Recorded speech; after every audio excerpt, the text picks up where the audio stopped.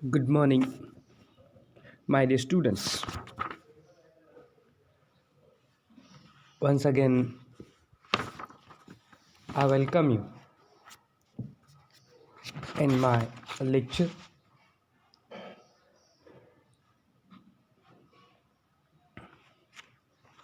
Yesterday, we have talked about just one kind of introduction to do school's creativity. It is article written by Julian Hassel. While discussing, I'm not going to discuss all the points given over here. It is just one kind of an introductory. What important that point I will discuss over here. Here, Julian Hassel, he is the director of education in the RSA. Previously, he worked in number 10 Downing Street as a deputy director of the British Prime Minister's policy unit and senior policy advisor to Deputy Prime Minister Nick Clegg. Previously, he was a director of the Centre Forum, Westminster best think tank. आता think tank म्हणजेच काय आहे तर विचार करणारे लोकांचा एक समूह. Suppose there is one problem and what matter that problem has to be solved and while solving that problem, what are the ways to solve a particular problem? That has to be thought. All the persons will gather together, and these personals are highly experienced one, and they have come together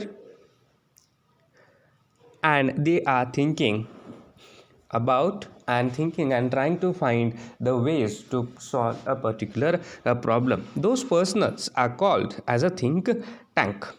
Now, the most watched TED talk of all stories. At a TED talk, it is also one very important, my dear students. If possible, I will send you some TED talk topics. Before that, let me tell you one more thing. If you want to master your English, or if you want to improve your communication, you must watch TED Talks. TED Talks. I have some of the videos. Definitely, I will share with you all those TED Talks.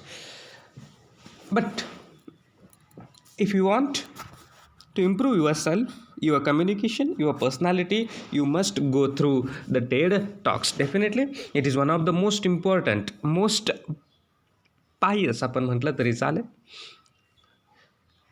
That is way to improve yourself, improve your communication skill. Here, TED Talk, it is available on the YouTube. You can search TED Talk. Even there is a special app for this. You can go through that app and you can enjoy the TED Talks. Now, Sir Ken Robinson, FRSA, claims that schools kill creativity. School kills creativity. शाळा मुलांचं surgeon, मुलांची नैसर्गिकता म्हणा किंवा मुलांच्या जे विचार करण्याची क्षमता आहे तो इथं ठार मारण्याचं काम किंवा घालवण्याचं काम करते. We don't grow into creativity, we grow out of it. Arguing that we don't grow into creativity. आपण त्या क्रिएटिव्हिटी जगत नाही आहे, तर क्रिएटिव्हिटी सोबत आपण राहतोय, जगतोय, or rather we get educated out of it. पण याचं शिक्षण आपल्याला कुठेच मिळत नाही. Yet to Robin sir, creativity is as important as literacy. आपण फक्त शिक्षण घेतो, साक्षर बनतोय. आपण विद्यार्थ्यांना साक्षर बनवण्याचं काम करतो, पण विद्यार्थ्यांना साक्षर बनवणं it is not important. What important that they must be creative. साक्षरता जरी महत्त्वाची असली तितकीच महत्त्व विद्यार्थ्यांच्या क्रिएटिव्हिटीला सुद्धा देणं इथं गरजेचं आहे. विद्यार्थ्यांच्यामध्ये असणारी जी सर्जनशीलता आहे त्या सर्जनशीलतेला इथं महत्त्व देणं अपेक्षित आहे, महत्त्व तिथं देणं गरजेचं आहे. So we should afford it the same status. आणि दोघांनाही क्रिएटिव्हिटीला आणि लिटरसीला हे तितकंच महत्त्व देणं इथं अपेक्षित आहे. नाव आता इथं सर केन रॉबिन्सन काय सांगतात बघा. आपण काय बघतोय, माइंड मॅपिंगविषयी आपण अभ्यास करतोय. मी अजून तुम्हाला माइंड मॅपिंग म्हणजे काय, ते काय आहे अजून सांगितलेलं नाही. I have not touched that topic. Before going to the that we must understand the main idea behind it, what the article tells us. हे इथं महत्त्वाचं आहे. हे आर्टिकल इथं आपण बघतोय. Sir Ken Robinson claims school skill creativity, education out of creativity and creativity to be acquired in education itself. हे 3 महत्त्वाचे मुद्दे इथं सांगितलेले आहेत. The true creativity is based on knowledge which in turn is based on literacy. Our schools where children develop the literacy skills on which all further learning depends are therefore not killing creativity but cultivating it by providing the foundations young people need to be properly creative. शाळा हे असं एक माध्यम आहे की जिथं विद्यार्थी घडतो, विद्यार्थ्याचा विकास, विद्यार्थ्याचा सर्वांगीण विकास इथं होऊ शकतो. सर्वांगीण विकास होण्याचं एक ते ठिकाण आहे. पण विद्यार्थ्याचा सर्वांगीण विकास होत असतानाच त्याची जी सर्जनशीलता आहे, त्याची असणारी विचार करण्याची क्षमता आहे, क्रिएटिव्हिटी आहे, त्या क्रिएटिव्हिटीला सुद्धा इथं काय करणं गरजेचं आहे, इथं खत पाणी घालणं गरजेचं आहे. क्रिएटिव्हिटी इथं वाढीस लागणं हे सुद्धा तितकंच महत्त्वाचं आहे. आता बघा, as evidence of how school skill creativity. आता इथं स्कूल स्किल क्रिएटिव्हिटी हा जो इथं टॉपिक आहे हे पटवून देण्यासाठी त्यांनी काय केलं, एक उदाहरण दिलेलं आहे. काय उदाहरण दिले बघा, एक एव्हिडन्स पुरावा आपण म्हणू त्याला. एक पुरावा आपल्यासमोर ठेवण्याचा त्यांनी प्रयत्न केला. पुरावा काय बघा तो, तर इथं Robinson cites the example of a young girl called Gillian Lynn. Gillian लिनचं एक उदाहरण त्याने दिले, who at the age of 8 was already viewed as a problem student with a probable learning difficulty due to her inability to sit still and concentrate. आता बघा, हे जे Gillian लिन आहे, she was captured as a problem child. आता problem child म्हणजे काय, एक special विद्यार्थी आपण म्हणूया. काहीतरी अडचण असले त्या प्रॉब्लेम चाइल्ड म्हणायचं कोणाला, तर काही विद्यार्थ्यांना काय असतो, लिहिता येत नाही आहे व्यवस्थित. जर तुम्ही तारे जमीन पर हा पिक्चर बघितला असेल, त्यामध्ये तुम्हाला तो असे ईशान आहे, ईशानचं उदाहरण इथं घेतलं तरी चालेल. Ishaan he is highly talented student, highly talented kid, but he was totally neglected. He was seen as a काय आपण म्हणूया त्याला, he was seen as a problem child. त्याच्याकडे एक प्रॉब्लेम चाइल्ड म्हणून पाहिलेला आहे. त्याच्यामध्ये असणारा जो आजार आहे तो आजार कोणालाच दिसलेला नाही. इवन मेंटली रिटार्डेड चिल्ड्रन आपण ज्याला म्हणतो, मानसिकदृष्ट्या खच्चीकरण त्याचं इथं झालेलं तुम्हाला पाहायला मिळेल. मग या गिलियन लिनचा काय प्रॉब्लेम होता, she was found as a problem child because she was not still and concentrate. ती एका ठिकाणी शांत राहू शकत नाही, तिला कॉन्सन्ट्रेशन करता येत नाही. This was her problem and that's why even her teacher has told she is a problem child. शाळेनं म्हणा किंवा तिथल्या असणाऱ्या शिक्षकांनी सरळ सांगितलेलं आहे, your Gillian Lynn is a learning disable. तिला शिकता येत नाही. She is a problem child. When her mother sought a medical explanation for Gillian's constant fidgeting and lack of focus, the doctor suggested they speak privately. आता बघा, विद्यार्थ्याला घडवायचं का बिघडवायचं, it depends upon the teacher. How he treats his student. विद्यार्थ्याला काय करायचं, काय बनायचं, हे ते शिक्षकावर सुद्धा कदाचित अवलंबून असेल असं आपण म्हणूया. शिक्षकाला सुद्धा विद्यार्थ्याचा अभ्यास करणं गरजेचं आहे. He has to study the whole student.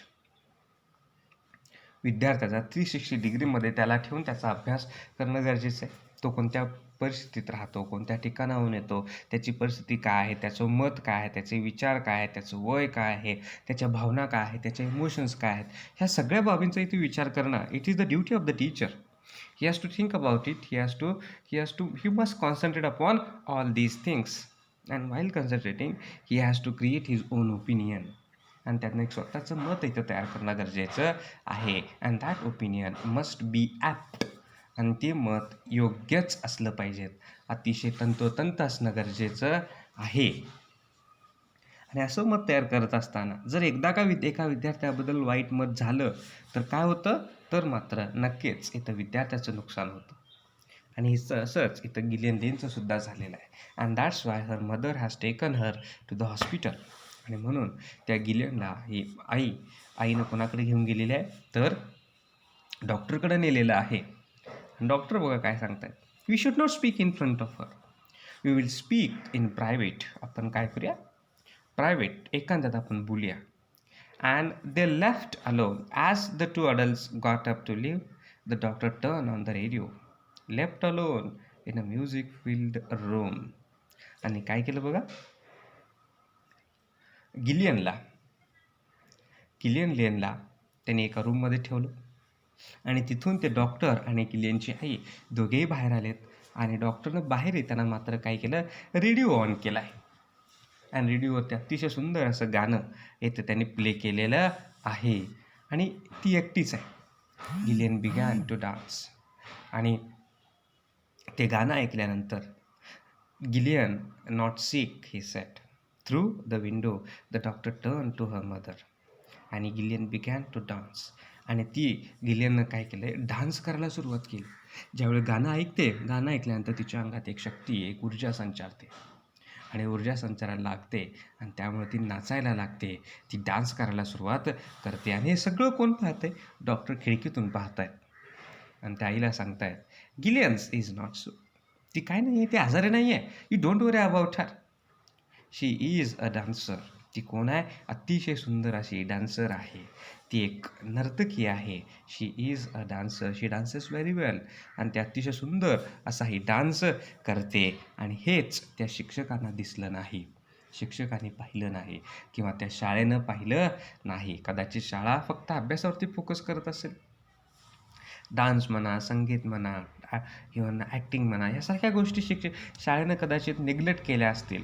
And only because of that even Gillian was interested in the dance. आणि ही गिलियन म्हणजे कोण आहे बघा, तर today she is at the age of 92. Gillian can look back on a long career in a ballet dance. She is a ballet dancer and musical theatre which saw her became one of the world's most successful choreographer with hits like Andrew Lloyd Webber Cats and Phantom of the Opera among her many achievements. Yet her school had all but written her off, mistaking her extraordinary talent for some form of behavioral problem or cognitive impairment. आणि कदाचित आज हीच Gillian कोण झालेली आहे, तर जगातली अतिशय फेमस, सक्सेसफुल, यशस्वी कोरिओग्राफर इथं झालेली आहे. एक बॅले डान्सर ती झालेली आहे. Even Andrew Lloyd Weber's cats and Phantom of the ऑपरा यांनीसुद्धा त्याची अचिव्हमेंट्स इथं घेतलेली तुम्हाला पाहायला मिळेल. इतकं सगळं यश तिनं इथं अचीव केलेलं आहे. आणि तरीसुद्धा आजही शाळेनं तिची दखल घेतलेली नाही. हे कदाचित शाळेचं दुर्दैव म्हणावं लागेल. इतकं चांगलं त्याच्यामध्ये असणारे गुण, इतके चांगले असणाऱ्या क्वालिटीज ह्या त्या शाळेला दिसल्या नाहीत. आणि म्हणून हा सगळा टास्क की स्कूल किल क्रिएटिव्हिटी. म्हणून पुन्हा प्रश्न येतो, काल मी तुम्हाला सांगितलेली गोष्ट आणि आजची गोष्ट यामध्ये काही फरक नाही. The school remains the same. The school neglects inborn qualities of the students. मुलांच्या जे गुण आहेत त्या मुलांच्या गुणावरती इथं मात्र काय केलं जातं, निग्लेक्ट केलं जातं, दुर्लक्ष केलं जातं. आणि हे कदाचित कुठेतरी चुकतं. म्हणूनच आपण काय बघतोय, हे आज आपले टायटल आहे, तर कदाचित ॲप्ट असलेलं पाहायला मिळेल. ठीक आहे, तर राहिलेला भाग उद्या आपण माइंड मॅपिंग विषयी बोलणार आहोत. ही जी ग्राफ आहे, हा ग्राफ लक्षात ठेवा. या ग्राफविषयी आपण बोलणार आहोत. Till then thank you and go through the TED talks. TED talks हे मात्र बघा, त्याचा अभ्यास करा. ठीक आहे. Till then thank you. Enjoy your day.